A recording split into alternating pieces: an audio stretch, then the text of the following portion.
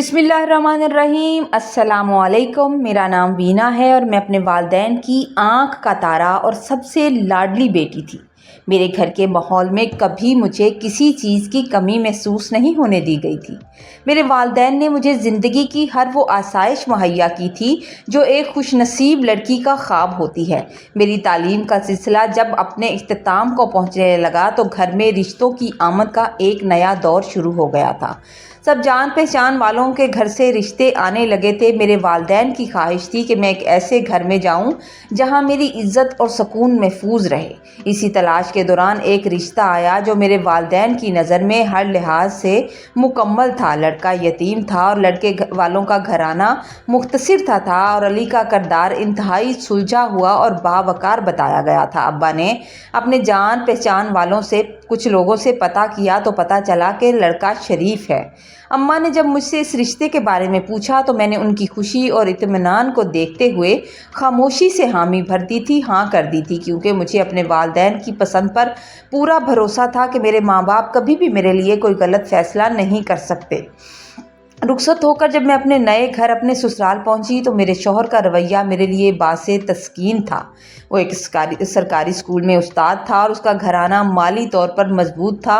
मेरे ससुर का साया पहले ही सर से उठ चुका था। घर में सिर्फ मेरी सास और एक छोटी नंद थी जो अभी अपनी तालीम के मराहिल तय कर रही थी। ज़िंदगी की गाड़ी एक पुरसकून और सीधी लकीर पर चल रही थी, मगर तकदीर के खेल किसी को मालूम नहीं होते कि न जाने आगे क्या हो जाए। शादी के महज 2 या 3 माह बाद ही मुझे अपने शौहर के रवैये में कुछ ऐसी तब्दीली महसूस होने लगी जो पहले ऐसा नहीं था। मेरी उस तब्दीली ने मेरी पुरसुकून ज़िंदगी में एक हलचल मचा कर रख दी थी। मेरी शादीशुदा ज़िंदगी का ये इब्तदाई दौर जहाँ सुकून से शुरू हुआ था, वहीं एक अनदेखा बोझ आहिस्ता आहिस्ता दिल में बैठने लगा था।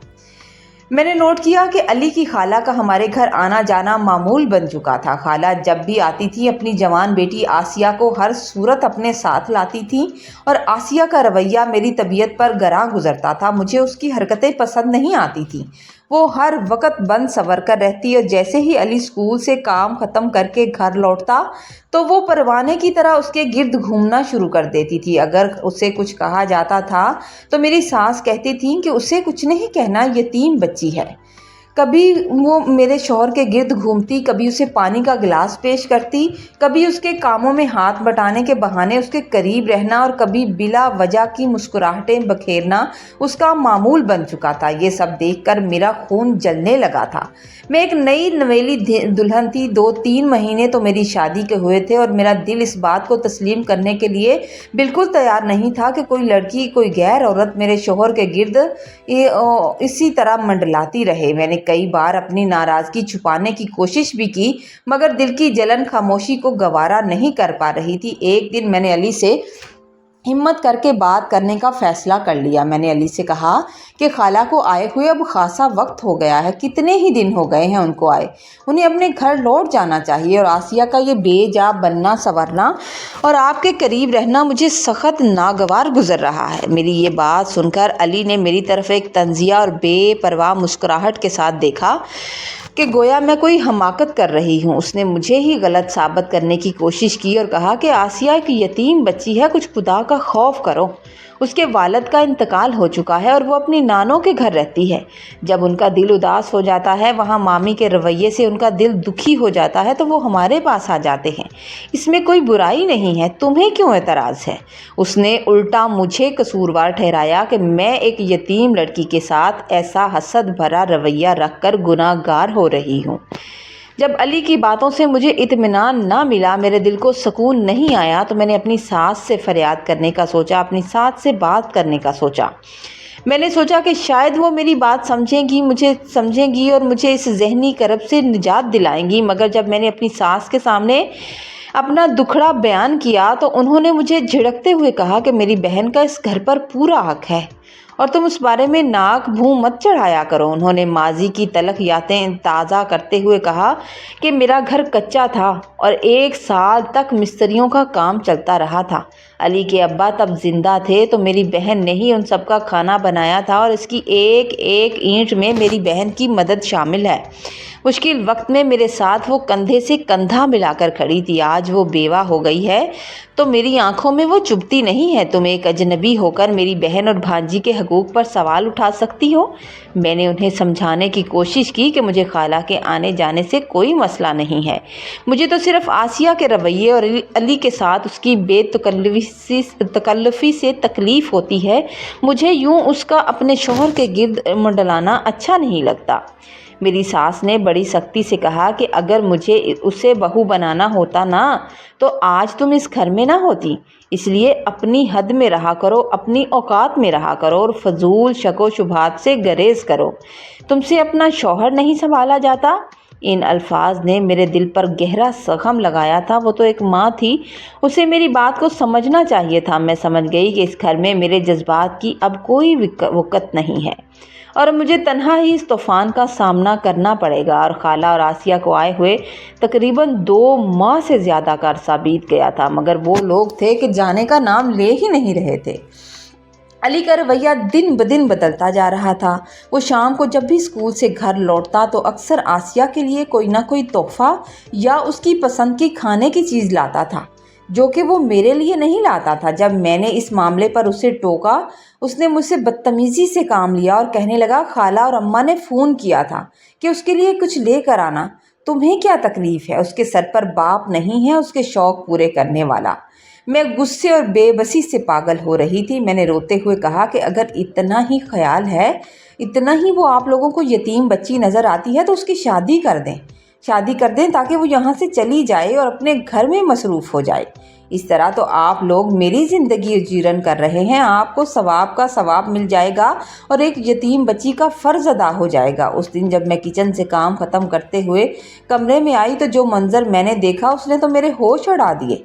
अली टेबल पर बैठकर बच्चों के पेपर्स चेक कर रहा था और आसिया उसके बिल्कुल करीब बैठी हुई थी, उसके माथे से बालों की लटें हटा रही थी। जैसे ही उसने मुझे देखा तो वो एकदम से खड़ा हो गया। अली खड़ा हो गया और आसिया को डांट कर बाहर भेज दिया। उसी लम्हे मैंने फ़ैसला कर लिया कि अब मैं इस घर में मज़ीद नहीं रहूँगी। मैंने वो मंज़र अपनी आंखों से देखा था जब वो बाल हटा रही थी तो अली बाकायदा शर्माने की कोशिश कर रहा था। मैंने अपना बैग पैक किया और जाने ही वाली थी कि अम्मा की कॉल आ गई। मैं अब दुखी तो पहले ही थी, रोने लग गई। रोते हुए उन्हें सब बता दिया। जब मेरी माँ ने मेरी सारी बात सुनी तो उन्होंने मुझे समझाया कि बेटा, खाली मैदान कभी नहीं छोड़ना चाहिए।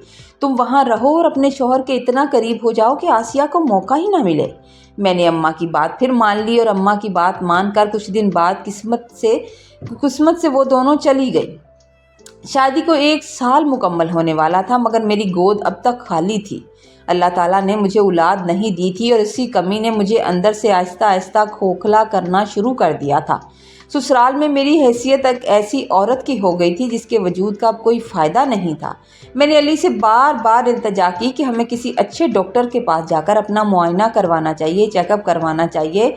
शायद इलाज से हमें अल्लाह औलाद की नेमत से नवाज दे। लेकिन अली हमेशा इस बात को सख्ती से मुस्तरद कर देता था, जैसे उसे इस बात से कोई दिलचस्पी ही ना हो। वो अक्सर तंजिया लहजे में कहता कि लोग बगैर किसी इलाज के ही वालिदैन बनते हैं, अल्लाह देता है। जब अल्लाह तो हमें देना चाहेगा तो वो दे देगा। तुम्हें इलाज करवाने की ज़रूरत क्यों महसूस हो रही है? क्या कोई कमी है तुमने? उसके इस ठंडे रवैये ने मेरे दिल में शको शुबहात के बीज बोने शुरू कर दिए थे। ये कैसा मर्द था जिसे औलाद नहीं चाहिए थी? 3 साल का तवील अरसा गुजर गया, औलाद की कोई उम्मीद पैदा न हुई और उसी दौरान आसिया का हमारे घर में आना जाना फिर से शुरू हो गया, जो कभी ख़त्म ही नहीं हुआ था। मेरा शक अब यकीन में बदल रहा था कि अली और आसिया का फ़ोन पर राब्ता है। वो किसी गहरी साजिश में मसरूफ़ है, आपस में बात करते हैं। मैं अपनी सास को अक्सर ये ताने देते हुए सुनती थी कि अब मुझसे उम्मीदें ख़त्म हो चुकी हैं और ये बातें मेरे ज़ख्मों पर नमक छिड़कने का काम करती थी। वो मुझे बांझ तक कहती थी, जबकि अली की बेरुखी ने मेरी ज़िंदगी को एक बेमैनी सफ़र बना दिया था। मैं अब खुद को तन्हा महसूस करने लगी थी, एक तन्हा औरत, और घर की दीवारें जैसे मुझे काटने को दौड़ती थी। इन दिनों मेरी नंद सारा का रिश्ता तय हो पा रहा था। सास ने खाला को दोबारा बुलाना चाहा, फ़ोन किया, लेकिन पहली बार ऐसा हुआ था कि आसिया ने आने से इनकार कर दिया था और जाने क्या वजह बताई थी। और खाला भी अजीबोगरीब बहाने ही बनाती रही थी। अली भी अक्सर अब काम के बहाने दूसरे शहर जाने लगा। घर में एक अजीब सी खामोशी छा गई थी। मैं और मेरी सास और मेरी नंद, जैसे कोई बहुत बड़ा तूफान आने वाला हो। खैर, सारा की शादी तो धूमधाम से हो गई, लेकिन इसके बाद भी 6 माह गुजर गए और खाला की तरफ से कोई खबर ना आई। जब मैंने अली से पूछा कि इस बार खाला क्यों नहीं आई, तो वो बड़ी बेरुखी से कहने लगा, तुम अजीब औरत हो। अजीब औरत हो, जब आती थी तो तुम्हें बुरा लगता था, अब नहीं आ रही तो भी तुम्हें मसला है। तुम्हें किसी हाल में सुकून मिलता है या नहीं? मैं जानती थी कि इस खामोशी के पीछे कोई बड़ा तो राज छुपा हुआ है। वो दोनों माँ बेटियाँ तो इस घर को छोड़कर जाती ही नहीं थी। फिर आखिर ऐसा क्या हुआ? एक दिन अली अचानक मेरे पास आया और सर्द लहजे में कहने लगा कि उसे किसी काम के सिलसिले में अपने दोस्त के साथ 2 दिन के लिए शहर से बाहर जाना है और वो बहुत जल्दी में था। बहुत जल्दी में जब घर से निकलने लगा, अपना सामान उठाकर दरवाजे की तरफ बढ़ते हुए उसके हाथ से एक शॉपर गिरा और वो फाइलें फर्श पर बिखर गई थीं, जिन्हें वो समेट कर जल्दी से निकल रहा था। मेरी नज़र एक गायनी डॉक्टर की फ़ाइल पर पड़ी, जिस पर अस्पताल का नाम और पर्ची लगी हुई थी।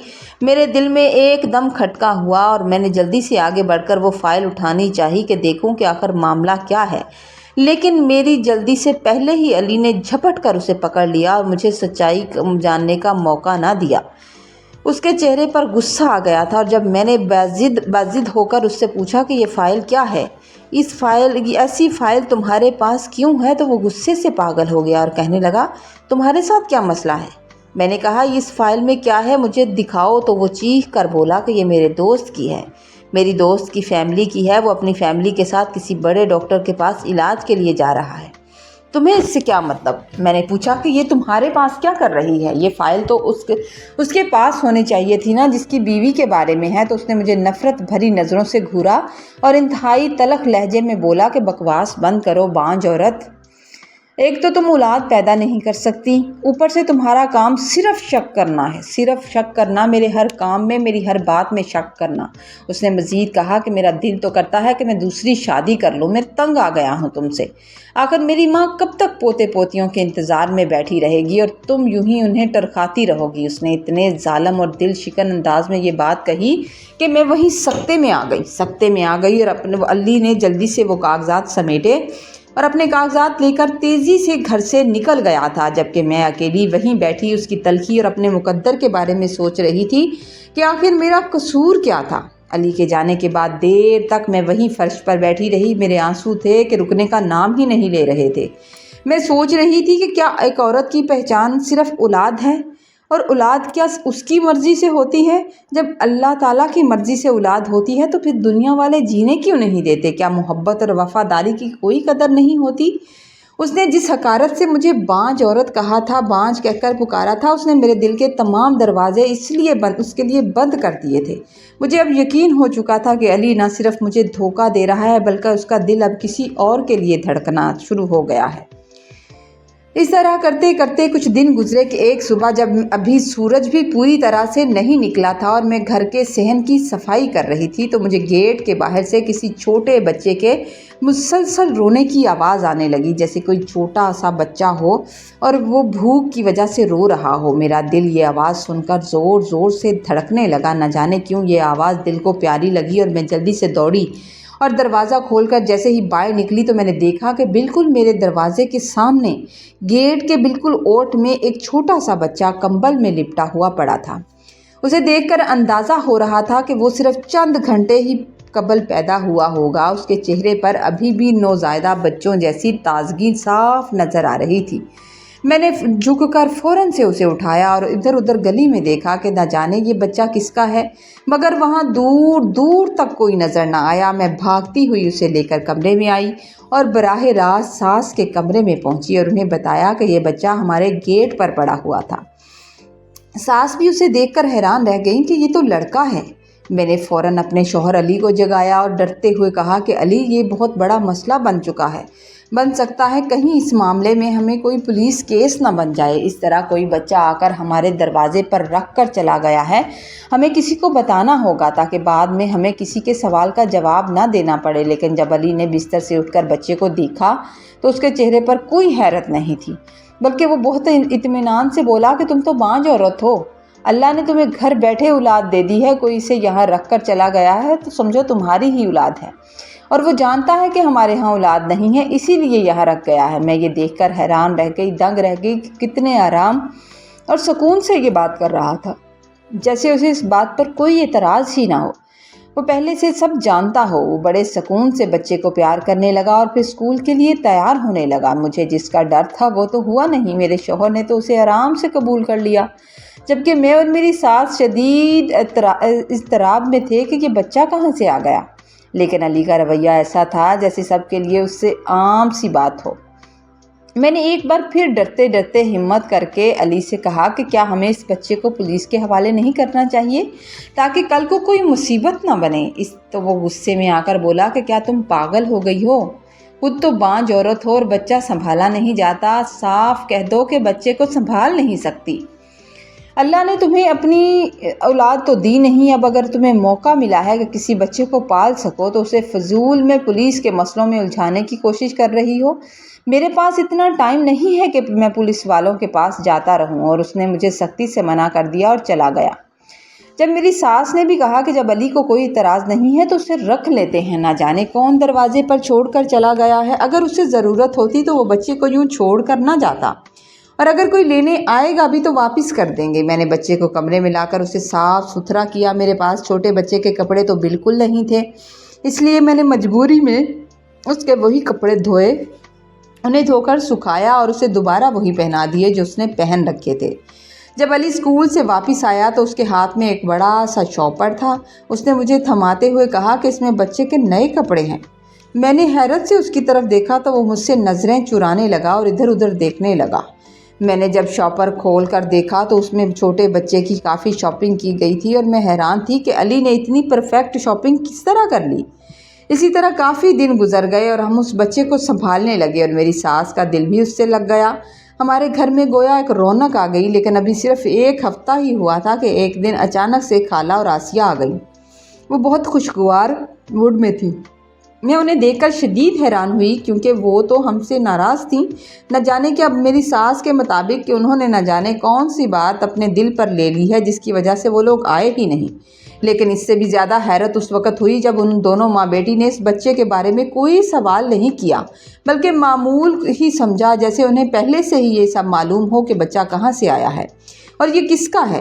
میں نے نوٹ کیا کہ آسیہ تو شاید اتنی توجہ بچوں کی طرف دے ہی نہیں رہی تھی، تو کچھ ڈاؤن سی لگ رہی تھی، مگر خالہ اس بچے پر بہت زیادہ توجہ دے رہی تھی۔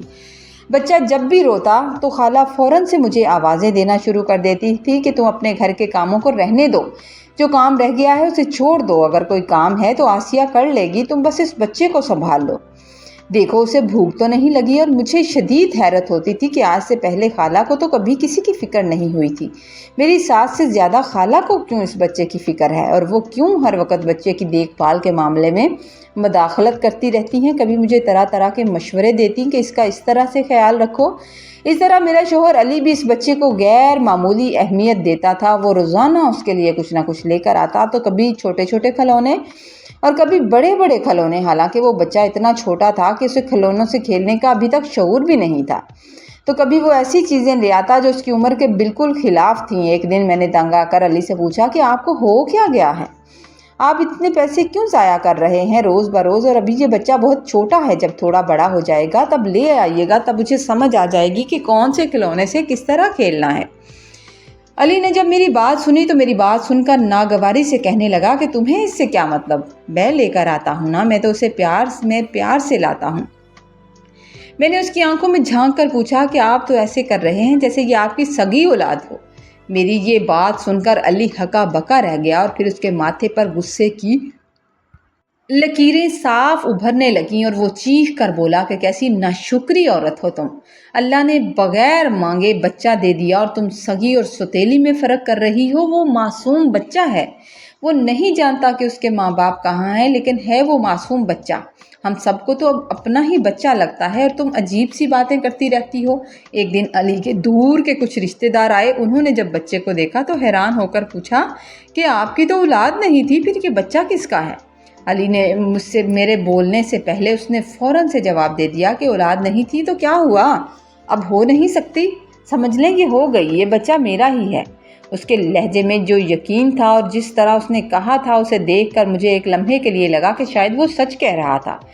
उसे देखकर मुझे ऐसा ही लग रहा था, लेकिन जैसे ही उसने मेरी तरफ देखा तो फ़ौरन से नज़रें चुरा ली थी, जैसे कुछ छुपाना चाह रहा था। बाद में कमरे में आकर वो मुझे कहने लगा कि मैंने उन लोगों से ऐसा इसलिए कहा था क्योंकि मैं बाहर वालों को ये नहीं बताना चाहता कि ये बच्चा हमें गेट के बाहर मिला है। लोग तरह तरह के सवाल करेंगे और कल को मेरे बच्चे की ज़ात पर सवालिया निशान बनाया जाएगा। उसने मुझे हिदायत दी कि अगर कोई और भी पूछे तो यही कहना है कि ये हमारी अपनी औलाद है।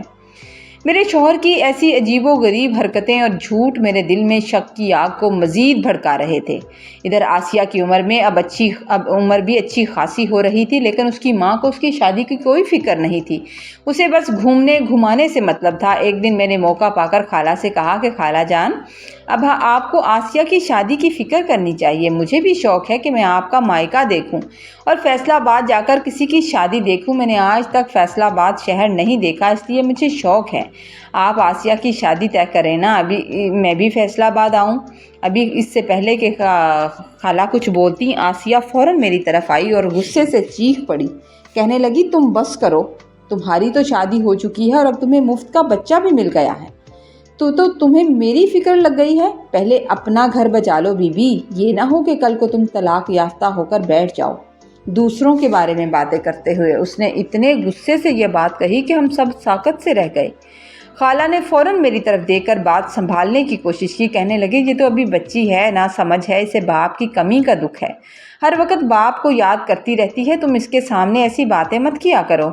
मैं इस कमरे से उठकर बच्चे को लेकर अपने कमरे की तरफ जाने लगी थी। हमारे बच्चे का नाम आदल था। मैं उसे उठाए हुए कॉरिडोर से गुजर रही थी कि मेरी नज़र अली और आसिया पर पड़ी, जो आपस में बहस कर रहे थे। वो दूर खड़े आपस में बहस कर रहे थे किसी बात पर। मैं फासले पर खड़ी थी, इसलिए मुझे अल्फाज तो साफ सुनाई नहीं दे रहे थे, लेकिन उनके तासरात, चेहरों के तासरात और गुस्से की कैफियत देखकर ऐसा लग रहा था जैसे कोई मियाँ बीवी आपस में लड़ रहे हों। अली उसे कुछ समझाने की कोशिश कर रहा था और शायद वो नहीं समझ पा रही थी। आसिया शदीद गुस्से में थी। वो मंजर देखकर मेरी आंखें खुली की खुली रह गईं। जब अली की नज़र मुझ पर पड़ी तो वो एकदम से खामोश हो गया। अली ने मुझे आते हुए देखा था, इसलिए उसने आहिस्ता से आसिया से कुछ कहा और जिसके बाद आसिया वहाँ से चली गई और मैं अपने कमरे में आ गई। थोड़ी देर के बाद जब अली कमरे में आया तो मैंने दबी आवाज़ में पूछा कि आसिया इतने गुस्से में क्यों थी? वो तो आज मुझ पर बरस पड़ी। उसने तो मुझे बहुत सारी बातें सुना दी, जबकि मैंने तो बस फैसलाबाद जाने की बात की थी कि उसकी शादी होगी तो मैं फैसलाबाद जाऊंगी। मेरी बात सुनकर अली का पारा चढ़ गया और वो बोला कि तुम्हें भी तो दूसरों के मामले में टांग अड़ाने की आदत है ना, और ये आदत हर कोई तो बर्दाश्त नहीं करता। कितनी बार कहा है कि अपनी औकात में रहा करो। तुम्हें क्या ज़रूरत है इधर उधर की बातों में हिस्सा लेने की या फजूल के मशवरे दूसरों को देने की? अली ने मुझे मज़ीद डांटा और डांटते हुए कहा कि तुम्हें अपनी बेइज्जती करवाने का बड़ा शौक़ है। तुम बिला वजह सबके मामलात में दखल देती हो, जो कि तुम्हें नहीं देने चाहिए। तुम सिर्फ अपने काम से काम रखा करो। मैंने पूछा कि इसमें ऐसी कौन सी बात थी जिस पर इतना गुस्सा आ गया? उसे भी आ गया और अब आपको भी आ रहा है। तो और वो आपसे क्यों लड़ रही थी, क्यों झगड़ रही थी आपसे? अली ने मेरी तरफ घूरते हुए जवाब दिया कि वो तुम्हारी ही शिकायत कर रही थी। कज़न है मेरी, मुझसे तुम्हारी शिकायत कर रही थी कि अपनी बीवी को समझाओ, और मैंने उसके जवाब में उसके साथ बहस कर ली। मजबूर हो ना, तुम जैसी औरत की भी साइड लेना पड़ती है। वो मेरे ऊपर ही बरस पड़ा कि तुम्हें सिर्फ तुम्हारी वजह से मेरा उससे झगड़ा हो गया है। तुम जैसी फजूल औरत के साथ रहना बहुत मुश्किल है। उसने मुझे आखिरी बार तनबीह की कि आज के बाद किसी के मामलात में तुमने नहीं बोलना। किसी के किसी भी अमल से तुम्हारा कोई मसला नहीं है। बस शराफत से बच्चे को संभालो और घर के काम काज तक महदूद रहो तो तुम्हारे लिए बेहतर है। اس کی ان باتوں اور آسیہ کے ساتھ اس کی خفیہ بحثوں نے میرے دل میں شک کے ایسے گہرے زخم لگانے شروع کر دیے تھے جو اب کسی صورت نہیں بھر سکتے تھے، اور یہ دیکھ دیکھ کر مجھے صاف محسوس ہو رہا تھا کہ اس گھر میں کوئی بہت بڑا کھیل کھیلا جا رہا ہے جس کی حقیقت مجھے جلد یا بدیر معلوم کرنا ہی ہوگی۔ آخر کار مجھے پتہ چل ہی جائے گی۔ ایک دن جب عادل کی طبیعت خاصی ناساز تھی اور وہ مسلسل روئے جا رہا تھا، تیز بخار نے اسے نڈھال کر رکھا تھا، تو وہ مسلسل رونے لگا اور میری گود میں بھی پرسکون نہیں ہو رہا تھا، اسے نیند ہی نہیں آ رہی تھی۔ میں نے علی سے التجا کی کہ آپ صرف 2 منٹ کے لیے اسے پکڑیں تاکہ میں کچن میں جا کر اس کے لیے دودھ تیار کر کے لاتی ہوں، آپ اسے 2 منٹ کے لیے سنبھالیں، کیونکہ وہ بھوک سے شاید بلک رہا ہو۔ جب میں دودھ کی بوتل لے کر واپس لوٹ رہی تھی تو اچانک میرے کانوں میں خالہ اور آسیہ کی آپس میں ہونے والی تیکھی بحث کی آوازیں پڑنا شروع ہو گئی۔ میں ان کی آوازیں سن کر وہاں ٹھہر گئی۔ حالانکہ میں کمرے میں جانا چاہتی تھی، لیکن میں نے سوچا کہ ان کی باتیں سن لی جائیں، اور دیوار کی اوٹ میں کھڑی ہو کر میں ان کی بات سننے لگی تو اچانک سے خالہ کی غصیلے لہجے میں آواز آئی کہ اگر تم تھوڑی سی بھی عقل کا مظاہرہ کرتی اور اپنے بچے کو خود سنبھالتی تو وہ علی کے ساتھ اس طرح بے تعلق نہ رہتا۔ بچے ہی تو میاں بیوی کو آپس میں جوڑے رکھتے ہیں اور ان سے رشتے مضبوط ہوتے ہیں، لیکن تم تو خود سمجھ بوجھ سے کام نہیں لے رہی، تو اس میں میرا کیا قصور ہے؟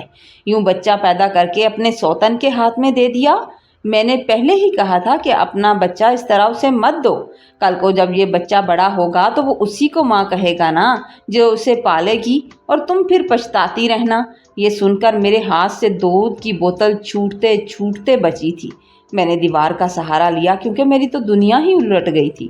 شک تو مجھے پہلے ہی تھا، لیکن یہ شک حقیقت بن کر میرے سامنے جب آیا تو میرے جسم سے جان نکل گئی۔ میں نے سوچا نہیں تھا کہ حقیقت اتنی خطرناک ہو سکتی ہے۔ آسیہ نے زہریلے لہجے میں کہا کہ میں صبح ہی یہ بچہ واپس لے لوں گی، وہ میرا بچہ ہے۔ علی سے کہوں گی کہ اس بانجھ عورت کو فوراً طلاق دے کر گھر سے نکال دے۔ اگر وہ مجھے اپنی بیوی رکھنا چاہتا ہے تو وہ اسے طلاق دے۔ مجھ سے اب یہ مزید جھوٹ کی زندگی برداشت نہیں ہوتی کہ وہ سارا دن اس چڑیل کے ساتھ گزارتا ہے۔ میں لرزتے ہوئے اور کانپتے ہوئے قدموں کے ساتھ اپنے کمرے میں پہنچی اور میری آنکھوں سے اشکوں کا سیلاب جاری تھا۔ میرا دماغ جو تھا وہ کسی بھی چیز کو سمجھنے سے قاصر تھا۔ علی نے جب مجھے دیکھا اس حالت میں دیکھ کر تو ایک لمحے کے لیے سہم گیا اور حیران بھی ہوا کہ میں کس طرح گئی تھی اور واپس کس طرح آ گئی ہوں۔ گھبرائے ہوئے لہجے میں پوچھنے لگا کہ آخر کیا ہوا ہے تمہیں؟ میں نے بھرائی ہوئی اور لرزتی آواز میں پوچھا کہ میں نے خالہ اور آسیہ کی تمام باتیں سن لی ہیں۔ میری بات سن کر علی ایک دم سے خاموش ہو گیا۔ اس نے دوسرا سوال نہیں کیا۔ شاید وہ جان گیا تھا کہ اب چھپانے کے لیے یا دھوکہ دینے کے لیے کچھ نہیں بچا۔ اس کے بعد اس نے انتہائی ڈٹائی اور بے حسی سے مجھ سے کہا کہ ہاں، میں تمہیں بتانا چاہتا تھا، تمہاری اولاد نہیں تھی اور مجھے آسیہ پسند آ گئی تو میں نے اس سے نکاح کر لیا۔ یہ بچہ بھی دراصل میرا ہی ہے، اسے آسیہ نے جنم دیا ہے۔ اس نے مزید بے شرمی سے کہا کہ آسیہ کو اپنی خوبصورتی اور جوانی برقرار رکھنا بہت پسند ہے، اس لیے وہ بچہ تو پیدا کرنا ہی نہیں چاہتی تھی، لیکن میں نے اس کی منت کی تو اس نے بچہ پیدا کیا، اور وہ بچے کی سنبھالنے کی ذمہ داری نہیں اٹھانا چاہتی۔ مگر تم فکر مت کرو، یہ بچہ تمہارے پاس ہی رہے گا اور میں تمہیں کبھی طلاق نہیں دوں گا، کیونکہ تم دونوں ہی میری بیویاں ہو، اسی گھر میں رہو گی۔ اس کے ان ظالمانہ الفاظ نے میرے اندر کے تمام سوالات اور امیدیں ختم کر دی تھی۔ اس دن میرے پاس اب اس سے کچھ بھی کہنے کی سکت ہی نہیں بچی تھی۔ میرا دل ٹوٹ چکا تھا اور میرا اعتماد تھا کہ چکنا چور ہو چکا تھا۔ علی نے جب دیکھا کہ بچہ مسلسل روئے جا رہا ہے اور میں بالکل ساکت اور خاموش بیٹھی ہوں، اسے پکڑنے کی بجائے خود اپنے غم میں ڈوب گئی ہوں، تو وہ بچے کو اٹھا کر کمرے سے نکل گیا اور پھر وہ ساری رات واپس نہیں آیا۔ نہ جانے اس نے رات اس عورت کے پاس گزاری یا اپنی ماں کے پاس۔ اس سنگ دل شخص نے ایک لمحے کے لیے بھی نہ سوچا کہ میری بیوی پر کیا گزر رہی ہوگی۔ اس پر قیامت ٹوٹی ہے، جس کا سارا اعتماد اور بھروسہ خاک میں مل چکا ہے۔ کاش وہ ایک بار میرے پاس آتا اور مجھے بتاتا کہ اس سے غلطی ہو گئی ہے، تو شاید میں معاف کر دیتی۔ مرد ذات کتنی خود غرض اور سنگ دل ہوتی ہے کہ ساری زندگی آپ ان کے لیے قربانیاں دیتے رہیں، ان کے ہر حکم پر ہاں میں ہاں ملاتے رہیں، لیکن آخر میں वो आपका दिल दुखाने में एक सेकंड की भी देर नहीं करते। जब मैं अगली सुबह सूजी हुई और सुर्ख आंखों के साथ कमरे से निकली, जो रो रो के सूज चुकी थी, तो सास के कमरे में सब लोग जमा थे। सास को भी अभी अब सब कुछ मालूम हो चुका था। वो रोते हुए अली से कह रही थी कि अली, तुमने मुझसे कोई मशवरा क्यों नहीं किया? तुम्हें मुझे बताना चाहिए था। लेकिन आसिया का रवैया अब भी वही था। वो बाजिद थी कि वो मुझे तलाक दिलवाए और घर से निकलवाए, ताकि उस घर को और बच्चे को वो खुद संभालेगी। मैंने दरवाजे की ओर से सुना कि अली दबी आवाज़ में कह रहा था कि मैं उसे तलाक नहीं दे सकता, क्योंकि उसके हक महर में उसके बाप ने काफ़ी बड़ी रकम लिखवाई है, जो मैं अदा करने की इस्तिताअत नहीं रखता। मेरा शौहर मुझे तलाक देना चाहता था, मगर मजबूर था। जब ये बात मैंने सुनी तो मेरा दिल टूट गया। वो कहने लगा कि मैंने अगर उसे तलाक दी तो मुझे वो भारी रकम अदा करना पड़ेगी, वो मेरे बस में नहीं है।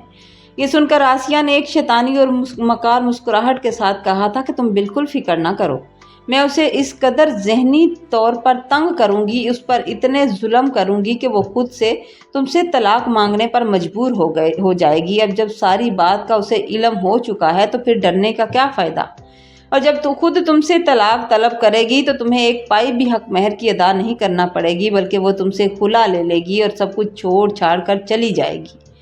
इन लोगों के इस जालमाना और घिनौने मंसूबे को सुनकर मैं वहीं गिर पड़ी। मुझे साफ महसूस हो गया कि ये लोग सिर्फ मुझसे घर से निकालना नहीं चाहते थे, बल्कि मुझे जहनी तौर पर तोड़कर, जलील करके, पागल बनाकर घर से धक्के देकर निकालना चाहते थे। ये मेरी बर्दाश्त का पैमाना अब लबरेज हो चुका था। मज़ीद तकलीफ़ सहने की मुझ में ज़रा बराबर भी अब सकत नहीं रही थी। इस घर के हर गोशे से मुझे धोखे और साजिशों की बू आ रही थी, जिसने मेरे वजूद को अंदर से खोखला करके रख दिया था।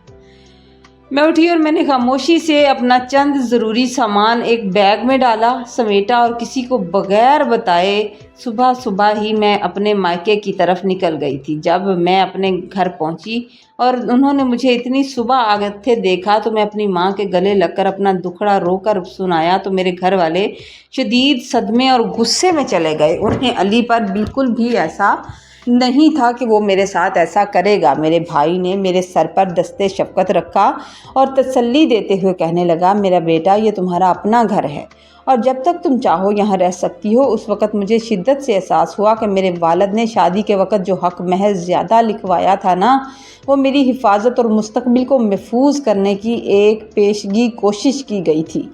लेकिन नसीब तो अल्लाह ताला बनाता है, जिस पर उस वक्त मेरे भाई ने उन्हें टोका भी था कि अब्बा जान आप क्या कर रहे हैं। लेकिन वही फ़ैसला आज मेरी ज़िंदगी की सबसे बड़ी ढाल साबित हुआ था। नहीं तो मेरे शौहर ने मुझे तलाक देते हुए एक मिनट भी नहीं लगाना था। मैके आए हुए मुझे अभी कुछ दिन गुजर रहे थे कि मेरी तबीयत मामूल से हटकर ख़राब रहने लगी। एक दिन मेरी भाभी मुझे अपने साथ हॉस्पिटल ले गई और जब हॉस्पिटल जाकर मेरा मेडिकल मुआयना हुआ तो मालूम हुआ कि अल्लाह ने मेरी दुआएं सुन ली हैं और मैं माँ बनने वाली हूँ। ये खुशखबरी सुनकर मेरी सारी तकलीफ़ जैसे एक पल में धुल गई और मैं अपने आने वाले बच्चे की फ़िक्र और उसकी आमद की खुशियों में इस तरह मगन हो गई। मेरा भाई चाहता था कि मैं अली को ये खबर दे दूँ, मैं उसे बताऊं। मेरे भाई को उम्मीद थी कि ये खबर सुनकर वो मेरी तरफ लौट आएगा, लेकिन मुझे उसकी खुदगर्जी और माजी के किरदार का बाखूबी इल्म था। मेरे साथ जो उसने किया था वो मैं ही जानती थी। फिर भी भाई के इसरार के बेहद इसरार पर 4 माह बाद वो मेरे ससुराल चला गया। मेरा भाई मेरे ससुराल गया। वहाँ से वापस आकर उसने बताया कि अली की ज़िंदगी अब मुकम्मल तौर पर बदल चुकी है। आसिया बच्चे की परवाह नहीं करती थी, दोनों मियाँ बीवी में बहस रहती थी और जिसके नतीजे में बच्चा बीमार होकर आखिर इंतकाल कर गया। और इस वाक़े के बाद अली ने तैश में आकर आसिया को तलाक दे दी। मेरे भाई और माँ तो ये सुनकर बहुत खुश हुए थे और मुझे भी साफ पता था कि आसिया घर बसाने वाली औरत नहीं थी। आसिया अब उस घर में भी नहीं थी, लेकिन मेरे दिल में कोई खुशी का एहसास नहीं जागा था। एक औरत के लिए शौहर का एतबार, उसका भरोसा ही ज़िंदगी की सबसे बड़ी दौलत होता है और जब वो एतमाद ही जड़ से टूट जाए तो फिर ताल्लुक़ की मिठास और तक़द्दुस बाकी नहीं रहता, चाहे कुछ भी हो जाए। और अगले ही दिन अली अपनी माँ के साथ हमारे घर आया। दोनों ने मुझसे माफ़ी मांगी। दोनों माँ बेटे ने मुझसे माफ़ी मांगी और घर वापस चलने के लिए मिन्नत समाजत करने लगे। मैंने अली के सामने बैठकर पूरे एतमाद से कहा था कि तुम तो हक महर की भारी रकम अदा करने से बचने के लिए मुझे तलाक नहीं दे रहे थे। ورنہ تو تمہارا اصل ارادہ تو مجھے ذلیل کر کے وہاں سے نکالنے کا تھا تاکہ میں خود تم سے خلا لے لوں۔ میرے لیے تم اسی دن مر چکے تھے جس دن تم نے مجھے بانجھ کہہ کر پکارا تھا اور دوسری عورت کو لا کھڑا کیا تھا بغیر مجھے بتائے۔ اب میں تمہاری بیوی نہیں بنوں گی اور اپنے بچے کا خرچ میں خود اٹھانے کی ہمت رکھتی ہوں، اور تم دیکھنا کہ میں کس طرح اپنے بیٹے کو پالوں گی۔ میں نے اس کے ساتھ جانے سے صاف انکار کر دیا، لیکن میری ماں نے مجھے جذباتی کر دیا۔ اماں نے مجھے بلایا اور روتے ہوئے بتانے لگیں کہ ہم نے اپنے باپ کی طلاق کے بعد معاشرے کی کتنی ٹھوکریں کھائی ہیں، تم اس بچے سے اس کا باپ مت چھینو۔ میری ماں کا باپ یعنی کہ جو میرا نانا جان تھے، انہوں نے طلاق دے دی تھی میری نانوں کو، اور میری اماں لوگوں نے تقریباً یتیمی کی ہی زندگی گزاری تھی، اور ماں کی مجبوری اور ماضی کے دکھوں کے سامنے مجھے گھٹنے ٹیکنے پڑے، اور ایک بار پھر مجبور ہو کر میں اسی گھر میں واپس آ گئی تھی جہاں نہیں آنا چاہتی تھی۔ گھر واپس آنے کے بعد میرا دل علی کو کبھی ویسے قبول نہ کر سکا۔ میں گھر کے تمام کام کاج کرتی، اپنا اور ہونے والے بچے کا بھرپور خیال رکھتی، لیکن علی کا ہر انداز مجھے ایک دکھاوا اور ڈرامہ لگتا تھا۔ وہ میرے لیے پھل لاتا، میری چھوٹی چھوٹی خدمت کرتا، لیکن ان باتوں سے میرے دل میں وہ مقام نہ بنا سکا جو پہلے کبھی اس کا ہوا کرتا تھا۔ آخرکار اللہ تعالیٰ نے مجھے ایک بہت ہی پیارے سے بیٹے سے نوازا جس نے میری زندگی کو ایک نیا مقصد اور جینے کو ایک نیا حوصلہ دیا تھا۔ آج ہمارے مالی حالات پہلے سے کہیں زیادہ بہتر ہیں اور ہم ایک چھت کے نیچے خاموشی سے زندگی گزار رہے ہیں، لیکن وہ پہلے جیسی محبت، وہ اپنائیت اور وہ گہرا بھروسہ اب کہیں کھو چکا ہے۔ میں نے صرف اپنے بچے کی خاطر اور اپنی ماں کے دکھوں کو سامنے رکھتے ہوئے اس رشتے کو نبھانے کا فیصلہ کیا تھا، کیونکہ میں نہیں چاہتی تھی کہ میرا بچہ اپنے باپ کے بغیر زندگی گزارے۔ ہم ایک دوسرے کے ساتھ تو ہیں، مگر ہماری زندگی میں اب وہ سکون اور وہ جذبات نہیں ہیں جو ایک سچے رشتے کی پہچان ہوتے ہیں۔ ہم بس ایک معاشرتی فرض کی خاطر ایک ساتھ رہ رہے ہیں، کیونکہ ایسا کرنا بھی ضروری ہے، اور وقت کے دھارے میں ہم لوگ بہتے جا رہے ہیں، نہ جانے کب تک بہتے رہیں گے۔ اس کہانی کا سب سے اہم اور تلخ سبق یہی ہے کہ اعتبار کسی بھی رشتے کی اصل بنیاد ہوتا ہے، اور جب اعتبار ختم ہو جائے تو رشتے کو ٹوٹنے کو دیر نہیں لگتی، اور جب ایک بار پھر بھروسہ ٹوٹ جائے اور شوہر اپنی بیوی کے حقوق اور اس کی عزت کی بجائے دوسری عورتوں یا سازشوں کو ترجیح دے تو پھر چاہے بعد میں وہ کتنی ہی معافی مانگ لے، وہ پہلے والا رشتہ اور اعتماد کبھی نہیں لوٹتا۔